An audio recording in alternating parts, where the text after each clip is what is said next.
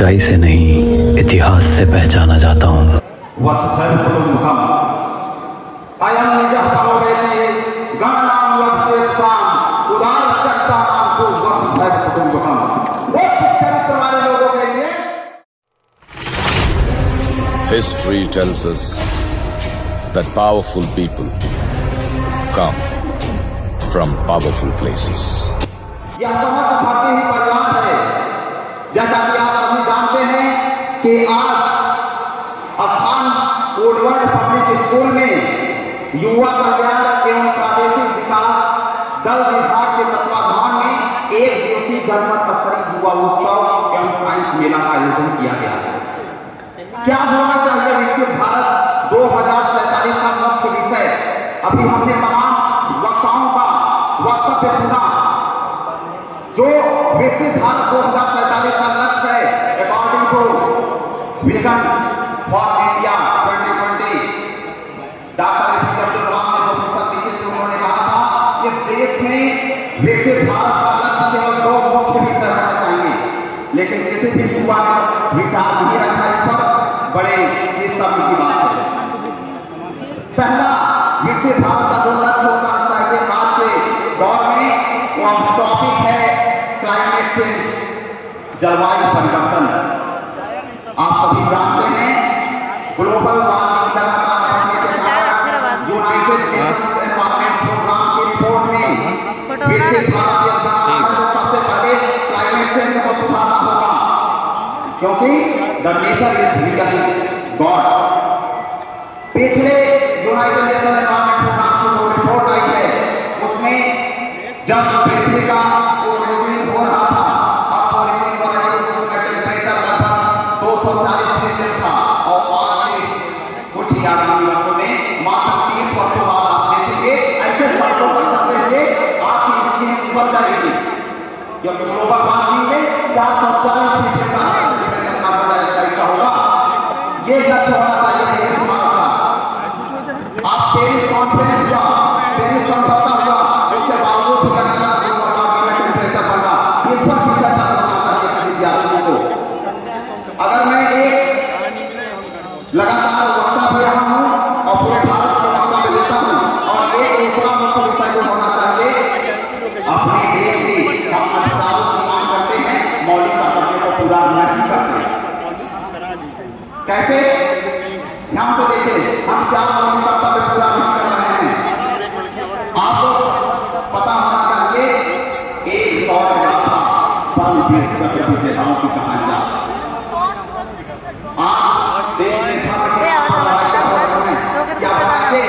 जिस धर्म को लोग बुरा कहते हैं उसी धर्म से परमवीर चक्र विजेता वीर अब्दुल हकीम और ब्रिगेडियर उस्मान ये जैसे महान सैनिकों ने पल भर वतन के सीमाओं पर रह करके 24 घंटा सेवा देने वाले उनसे महान इस देश का हीरो कोई नहीं हो सकता।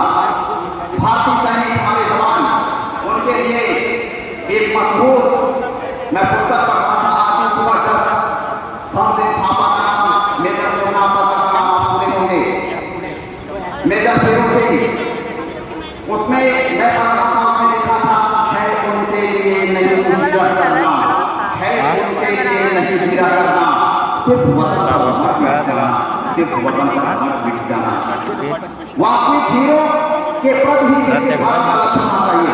आज के युवा जब हमारे डिफेंस टेक्नोलॉजी मजबूत होगी तभी हमारा राष्ट्र विकसित होगा और हमारा पर्यावरण क्लाइमेट चेंज आने वाले समय में जो ऐसी भयावह जो आप देख रहे हैं ऐसी सिचुएशन आ रही है कि अभी टेम्परेचर इतना ज्यादा है और टेम्परेचर का इतना ज्यादा असर अभी आप देख रहे हो।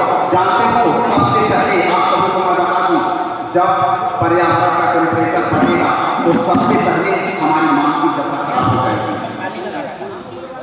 मानसिक दशा खराब होगी, आपको इरिटेशन फीलिंग होगी, बॉडी का टेम्परेचर बढ़ेगा, कपड़े फाड़ कर आप फेंक देंगे।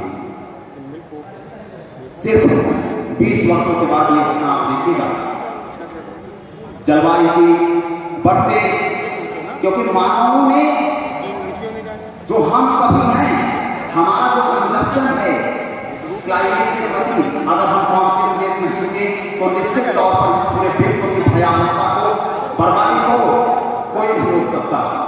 और दूसरा चीज बात करूंगा, मैं हमारी बैठी हमारी मार्गदर्शक आदरणीय वुडवर्ड पब्लिक स्कूल की प्राचार्य मैम और तमाम हमारे रवि कुमार तिवारी सर हैं जो कार्यक्रम प्रभारी हैं, दिनेश कुमार त्रिपाठी सर जो है जिला युवा कल्याण अधिकारी हैं, बाकी सभी अतिथियों का स्वागत। आप सभी ने मुझे आज मौका बोलने के तौर पर दिया।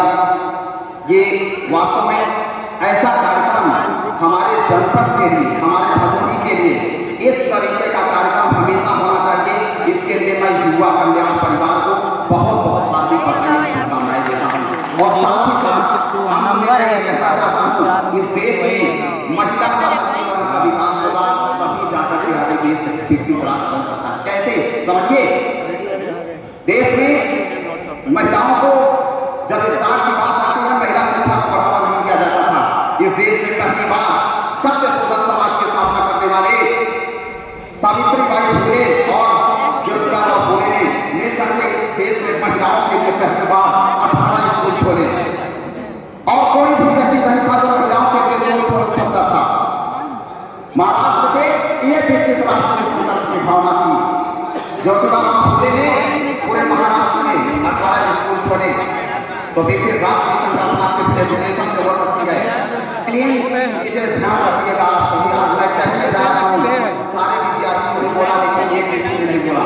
क्लाइमेट चेंज, जलवायु परिवर्तन पहला, दूसरा एजुकेशन वीमेंस एम्पावरमेंट, तीसरा आप जो है वर्तमान में जो मानव का थॉट प्रोसेस है साइकोलॉजी के लेवल पर, जब मानव का सोच बदलेगा, स्वामी विवेकानंद ने कहा था व्यक्ति विचारों से महान बनता है। लास्ट में कोट से मैं समाप्त करना चाहूंगा। मशहूर साहित्यकार अदम गोंडवी ने कहा था, तुम्हारी फाइलों के गांव का मौसम गुलाबी है, ये आपका झूठा और दावा किया भी है। फिर पर जाकर के उतरते काम करिए, वर्णित कर देने से नहीं हो सकता। अब लास्ट में समाप्त करते हैं एक कथन से।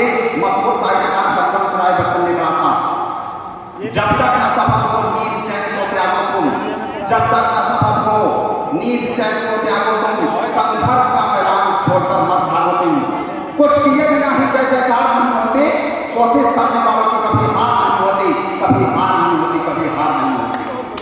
जय युवा, जय and international educational speaker mister Pankaj Kumar.